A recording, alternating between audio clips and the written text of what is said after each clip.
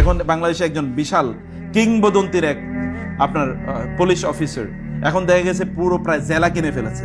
আচ্ছা, এই লোকের এত লাগতো কেন? এখন তার অবস্থা কি? এখন বেইজ্জতি হইতেছে কে? এখন সম্মান যাচ্ছে কার? অথবা তার এটা কতটুকু লাগতো বলেন তো? তিনি ভালোভাবে থাকতে হলে কতটুকু লাগতো? অথবা অন্যান্যদেরও এরকম আরো অসংখ্য আপনাদের সামনে আছে, কতটুকু আপনার লাগতো? তাহলে সফলতা কি? অনেক সম্পদের মালিক হওয়া? মনে রাখবেন, সফলতা হলো জাহান্নাম থেকে বাঁচা।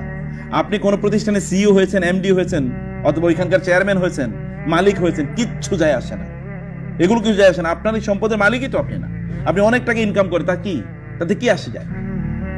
আপনার চেয়ে কি কম টাকা লোকেরা ইনকাম করে নাকি? অথবা এই টাকা আপনাকে কয়দিন বাঁচিয়ে রাখবে? অথবা এই টাকা আপনি কতদিন ভোগ করবেন? আপনি কতটুকুই বা ভোগ করেন? অধিকাংশ লোক তো তার নিজের জন্য ইনকাম করে না, অন্যের জন্য ইনকাম করে। অধিকাংশ লোক আপনি যে চিন্তা করে, আপনি যদি 1 কোটি টাকা প্রতি মাসে ইনকাম করে, তাহলে আপনি কত টাকা খাবেন? আর বাকিটা কার জন্য? সম্পদের মালিক হওয়া সফলতা না।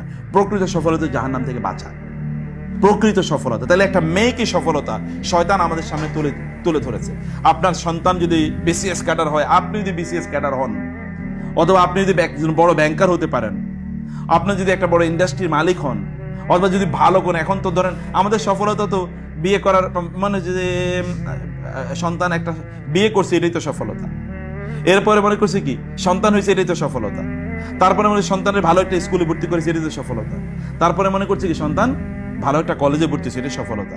তারপরে মনে করছে ভালো ইউনিভার্সিটির সফলতা, ভালো ইউনিভার্সিটির পরে চাকরি হচ্ছে না, চাকরিটা ও সফলতা। চাকরির পরে তা তো চলে না, এরপরে যদি চাকরিতে একটা ভালো পোস্ট পজিশন প্রমোশন, তাহলে সফলতা। আসলে সফলতা কোনটা শুরু হয়েছিল জানি না। এর আগের গুলো তো একটা সফলতা না। যে বাচ্চা আপনার জন্ম নিয়েছে, একে আপনি কি কোনো সময় আদর করতেন, পরবর্তীতে আদর করতেন এবং মনে হচ্ছে ওরে খায়া ফেলায়, এত সুন্দর লাগে বাচ্চা, চুমু দিয়ে মনে হচ্ছে না আপনি খেয়ে ফেলবেন, কিন্তু কোনো এক সময় ওর আচরণ মনে তোরা আজকে খাইয়াই ফেলাবো। আগের খায়া ফেলানো আর পরের খায়া ফেলানো কি একরকম হলো? একরকম না। তাহলে সফলতা আসলে কোনটা?